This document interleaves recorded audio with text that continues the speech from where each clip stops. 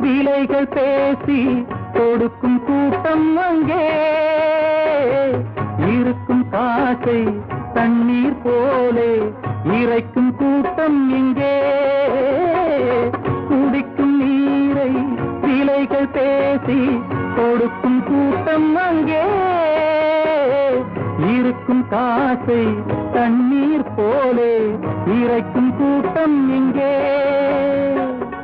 ஆடை பாதி ஆளும் பாதி அறிவும் பாதி ஆனது இங்கே. அன்புக்கு நான் அடிமை, தமிழ் பண்புக்கு நான் அடிமை.